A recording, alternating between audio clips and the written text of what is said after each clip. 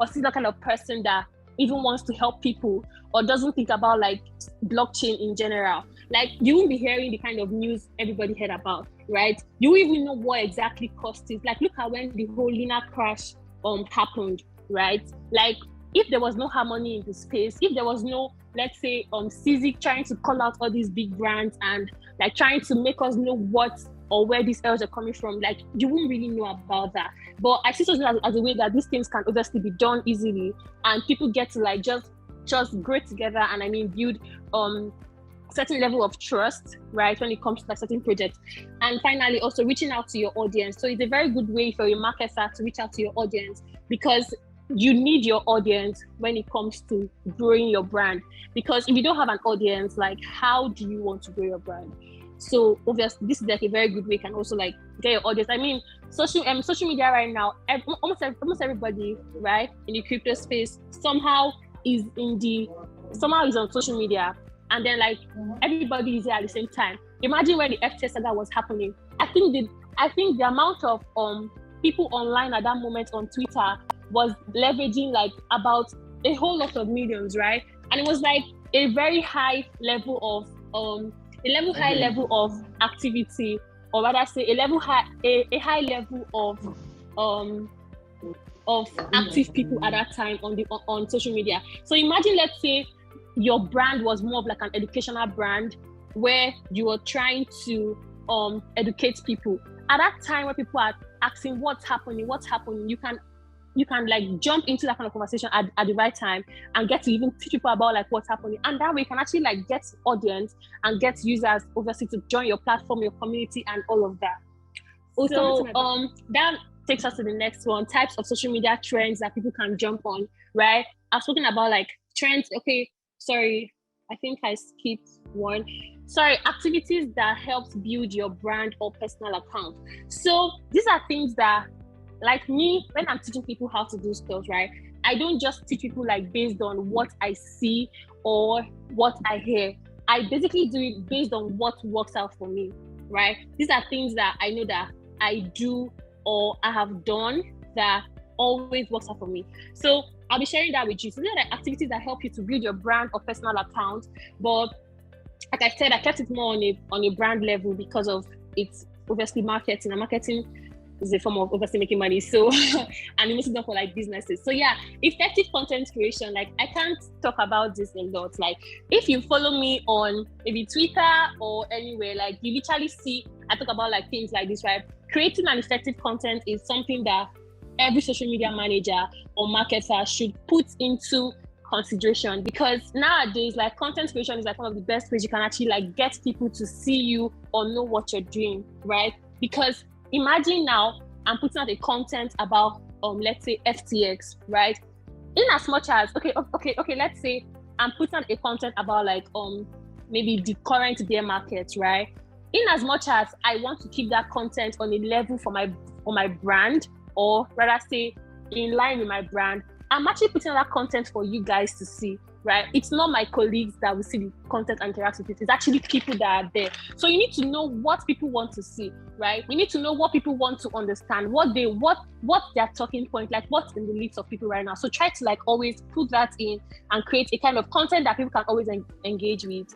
The next one is user-generated content. So how do I even explain this one? So this is a very big point when it comes to growing your brand, because most of the times, right, you need people, not even most of the time, like majority of the times, like you need people talking about your brand, because you can't always do the talking by yourself. That's one thing people don't really know about, because once there are users that genuinely like your brand, that's already a lot for you. Take for example Binance, right? Almost everybody has Binance on their lips. Like Binance doesn't pay you to talk about them, right? But I'm sure like today, up to maybe 50 persons here have said the word Binance. So that's a way for people to even like know about other brands. Imagine when you're outside talking about Binance, people are like, oh, what's Binance? Indirectly, you're going to explain to them, okay, Binance is a platform where you can buy crypto and all of that. You've indirectly pitched Binance to someone, and that way they can even get to sign up. So UGC is very important because people do it freely. People do it willingly. right? Let's take, for example, when the whole saga was happening recently, or let's say when the bear market was like it's currently still happening, right? Everybody's looking for a way they can still make more money in the crypto market, right? And then there comes Crypto Bootcamp. Crypto Bootcamp is teaching you how you can obviously have other skills in the blockchain space, right? Not just only trading and all of that. When you hear that kind of thing, you want to tell your friend about it, right? Indirectly, you've done a free promotion for Crypto Bootcamp. So that's the way you can also get like people talking about your brand and to grow your brand in general, right? So we have also hosting live sessions and Twitter spaces. I mean, Twitter spaces is like a very good way people can just get in and talk along, all of that. You see a lot of crypto influencers, just generally speaking, and just keeping people updated what's happening, what's their next step, how they're making money the next way, and things like that. So it's a very good way for you to be online present, right? And just engaging and vibing with your audience. Also, we have an online human presence, because when you're putting on your content, right, trying to grow your brand, you shouldn't always sound like a bot. Don't sound like a robot. Don't sound like somebody that is automated, or someone that is just customized, right? When you're putting out things, try to make it something that people can relate with. Don't make it seem like you're a very formal or a very strict, what's the word? A very strict kind of content you're putting out. Make it seem lively, what people can interact with.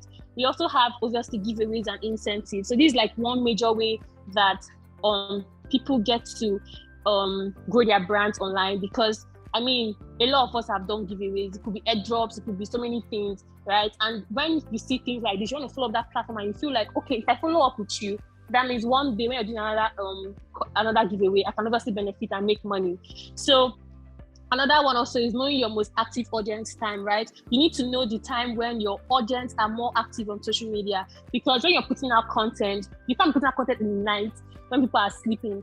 No one will engage in your posts. Try to put out times, try to know times when you should put out content. Like me, I'll give you like the times I actually use when I'm doing stuff like this. I use sometimes 9 a.m., 12 p.m., 1 p.m., 3 p.m., and 5 p.m. So these are like times I actually use when I'm posting content. And you see people actually engaging, right? While it's actually going on, because these are like times where people are always online. I mean, in the morning, people are checking through their phones and all of that. In the afternoon, it could be someone in the work, your lunch, when you're like at work, right? Like you have the whole the whole lunch break period. You're using your phone at that time. People are putting out content, you're seeing it as it's going out. Then we have engaging with your audience constantly. So I mean, you're putting out content for your audience. Like when they're commenting on your page, when they're telling you, oh, I love this, don't leave them blank. Like, don't make them feel like they're talking to the air. Always try to, even if you're just liking their post, even if you're just maybe dropping a love emoji, do you understand? Like, always try to put out, like, just try to appreciate their engagement, because at the end of the day, you need it more than them. If they say they will not comment today, you'll be the one to be sad, because it's not growing your engagement, right? So when people are trying to interact with your brand, don't make it seem like, okay, they are my customers, they should do it either ways. No, try to make them appreciate what they are doing, right? So that they can always come back and interact with your page more. Then final one here is like jumping on trends. We all know how important trends are. I can't even emphasize on it like very much. Like, it's very important because you get to create content at the real time when it's happening. Like, people are at that space at the moment, so you can obviously join and jump on all these trends. So I kept out a list of trends that you as a brand you can use. That's in the next slide. So we have celebrity kind of trends, like for example, we're seeing Cristiano Ronaldo now is in the whole Binance NFT, whatever. You can use him as a form of talking point. We have pop culture, we have general world gist. I mean, we're seeing the whole crypto meet sports going on. These are like things can actually like engage in, right? Because everybody has sports on their mouth now in the crypto space. People are staking cryptocurrencies to win money. We have meme trends. Memes are like very good ways you can obviously like get engagement to and all of that, because people love memes. The market is down. Life is not that hard. People want to laugh. People want to smile. I mean, we're losing money, but does not mean that I cannot laugh in my life. No. So try to create things people can obviously relate with, and also trends that are in line with your company and basically where your business falls under. Like we're in the blockchain space, right? So obviously when you see trends relating to blockchain, I mean, you can hop on it and just like get to see what's happening and get to see like how you can leverage that to have more people talking about your brand or even interacting with your content. So that's also the next slide. What are businesses doing wrong when it comes to social media? So I just keep this in because I felt like it's very important for people to know about, right? So we have things like branding and guides for graphics, right? So yesterday we're talking more about this, but I'll just like highlight it a little. So I mean, we all know that, I don't know if anybody follows Bundle, anybody follows Binance here, but when you see a post that Binance makes, right? Even if the Binance logo is not there, you don't need anybody to tell you that this is a Binance picture, because you already have like this picture in your mind that what a Binance graphic is gonna look like, right? That way people know that, okay, this is the brand, this is you, because you can't be putting out different kind of graphic styles, branding colors every time on your platform, right? People need to know what your branding looks like. Like, how can I identify your social media, your brand in general, right, without your logo? So you need to put this kind of things in people's minds. Like if you wake me from my sleep now and you show me a Binance graphics without a logo, I will tell you that this is Binance, because of how I already know like how the pictures always look like. Do you understand? So try to make people know about your brand, even just outside your logos and certain things you always put out. Then we have, when running your ads, always state your terms and conditions clearly. So this was something that I can say, okay, I didn't even tell you guys, but yesterday and I used to work together at Bundle as social media managers, right? So we had like most of us kind of like feedbacks and a lot of things where they were really giving us problems at some point. We'd be like, okay, let's say marketing team is trying to put out a content or maybe a campaign, and they're not really defining terms and conditions well for people to see. And they'll come and start dragging on social media like, okay, I've done the campaign, how do I win, right? But there are a lot of like terms and conditions they actually have to follow that are not put out. So try to make all these things very clear to your audience so that they know that before they get engaged, and they already know what are the full things they need to do, or like the full things they need to do in general. Then we have the EMEI strategy. So this is more like a personal content creation strategy I actually use. It's more of like education, motivation, entertainment, and inspiration. So it's just a way to break down your content pillars, right? For you to create content like in a broad shell. I might not be saying that more, but basically all of that. So you can have a content pillar. Let's talk about like maybe NFTs, right? You can maybe do today education about NFTs, right? Try to teach what NFT is all about. The next day you're doing a kind of motivational post, right? Why people should use NFTs. The next day could be like entertainment. The other one could be inspiration. So just trying to like break it down in a way that you don't waste your content anyhow, right? You try to break it in a way that you can obviously leverage one topic and do so many things with it.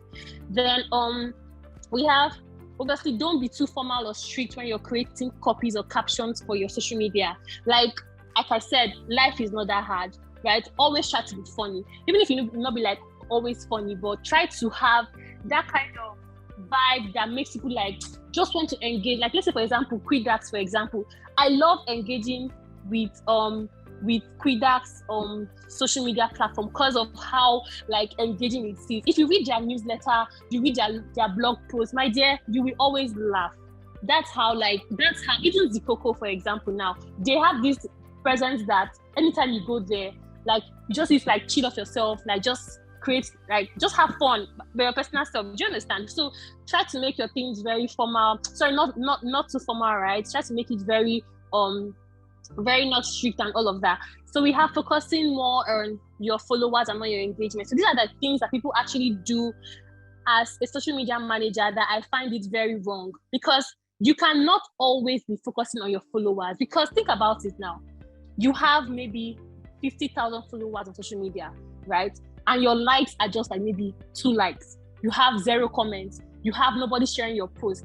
Like, how do you think this is going to grow your brand? You're only using the name followers. Meanwhile, your engagements are sinking below. So these are something you should actually change, right? Try to focus more on your engagement, because sometimes people in the top team, like let's say your manager, your CEOs, other people might not like really understand what this actually means. But you as a social media manager, you know how important it means for like people to always engage on your brand, like with your content and all of that. So try to focus more on your engagement, right?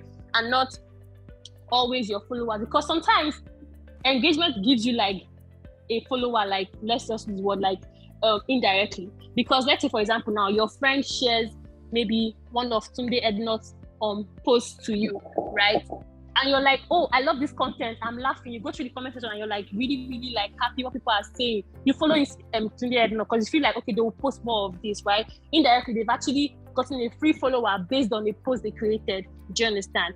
So we have also this is like meant to be not mastering your tone of voice and choice of words. So basically, always know the kind of tone of voice and choice of words you want people to like see you for, right? Don't always be so strict or so rude to your customers or your followers, right? Try to understand them, know how you speak to them in like a calm tone that they can obviously like understand or relate with. We have creating more video content, like Instagram, for example. Now, I'm sure everybody already knows that social media is a already know that IG is like a platform for more of like content now, right? For when it comes to videos, because people get to engage more with like videos. Then we always have, don't always talk about your product, right? You're creating social media content. Don't always be so strict with your product, because people don't want to know every single thing you do. Try to like make them understand that like there is life after your product. I think you're here to pitch your product, right? Does not mean that you do like 100% of the time. Kind of like be 50-50 or maybe 60-40, do you understand? Don't always make it so strict to your product. Then we have important aspects of social media to brands. So I'll just be listing this. We have know your competitors and what they're doing differently, right? So this is basically under social listening and monitoring. Always try to know what your competitors are always doing. I mean, someone like me on my personal Twitter, I have a list of engagements where I have like other brands in the space, right? I have things like I have companies like Binance there, I have Quivax, I have quite a lot of them, right? Why is this so? Because I want to see what I'm talking about. And trust me, it must not always be your competitors. It can be other people too. Like I have Kuda Bank there, right? I have other people there. So you can just try to like just create in a way that you want to see what I'm talking about, what they're doing differently, and how you can like leverage on that. Then we have know what people are saying about your brand and always track your performance, right? So always track your performance, know how you're doing well, to know if you should do better or pick up or whatever. So we have be on trends and have an engagement. I already talked about this earlier. Develop a hashtag to adequately track your content performance. So you always need to can you guys hear me? You can drop a chat on the chat box. Okay, thanks. So we have developed a hashtag to adequately track your content performance, right? So if you see a platform like Bundle, for example, right? Bundle has this hashtag that when you click on this hashtag, you get to see all the content they always put out. So it's always like create a hashtag that people can always like use, right? When they click on this thing, you can always like use like see every single post you've done. You don't always need to like go to your platform. When you just click on it, like that's already done for you. So you can create something like it also helps basically like track your presence like online. You get so I'm just watching through because like we're already almost time or it's already more than time. So how to deal with the social media crisis, right? I already kept this out. Remember, you are always trying to keep a human sense of humor to your audience. Like I said, don't always sound like as if you're customized. Don't sound like you're a robot. Don't sound like you're one very. Do you understand? Like if you're interacting, try to make it seem very something a human being would say. Don't be so repetitive online. We also have always remember your tone of voice and choice of words when you're talking with your users. I already said this earlier. Be very friendly, be very kind, be very just be very friendly with them. We have a service level agreement time. So this is more like, let's say for example, you're working in a business customer kind of company, right? Let's say for example, Binance. You have times where you have maybe downtimes or you have certain issues that like people are already reacting to. They're asking, where's my money? That kind of thing. You shouldn't keep a customer like waiting for long before you respond to them. Always try to be available at all times to respond to them, right? So like me, I always do a 30-minute timeline to respond to them, right? I should always try to respond in a time frame of 30 minutes. Don't make it 2 days. Don't make it 3 days. Don't make it 1 hour, because people can obviously lose their patience. I mean, my money is hanging on your platform. I'm texting you. You're probably after 2 days. That is bad. That is wrong, right? Try to always be available to list on social media at any time and know how people can obviously how people can like obviously get their questions or their complaints resolved on time. So this is the last one, advice to social media marketers that are still starting out. So I just kept this out as a bonus point, right? So you have to know that social media is not easy, because, for example, you're like in a startup, for example, right? You know that you need to you need like a lot of patience for you to grow your brand, right? I always tell you, it's not so easy. Don't try buying followers. Don't try buying engagement. It's not going to last for you. It won't do you anything to your brand. It's only going to make people believe that, okay, this is this. But at the end of the day, people that are not engaged will not engage. You can't force them. You're not my phone. You're not my keypad. If I say I will not type, if I say that I will not like your post, you cannot kill me. So always try to make sure that you don't feel like people are doing more than you or whatever. No, always just know that it's not so easy, right? But there's always a level for you to like engage in. That's why I always said you should try to meet other people, right? Connect with a lot of people in the space, and just know what people are doing differently and see how you can pick up. Then we have a content calendar. This is very important, because you need to have like a calendar where you follow up on a monthly basis or weekly or however you plan to do it, right? So this way you're already ahead of your peers. You already have your content for the week or the month planned out, right? You can always go back to each. You don't need to be creating content every single day. No, you can take out one day in the week, right? And just for the whole of that week or the whole of that month, and you're obviously done. We have always track your progress. You need to know how you're doing, know if you're doing better, or you need to even know if you're doing badly, or do you understand? Then we have focus on your engagement and not your followers. I already said it already. Try to make sure that you're putting your engagement first, right? Not your followers. Followers like just a number. Trust me, if you want to meet an influencer today to influence your brand for you, you look at their numbers, fine and good, but you look at how many or how high is like their engagement rate, right? You need to know how high it is, or how good, like obviously, like when you pay them money, you get you get people on your end or customers to follow your on new followers. Then we have be close and friendly with people above you.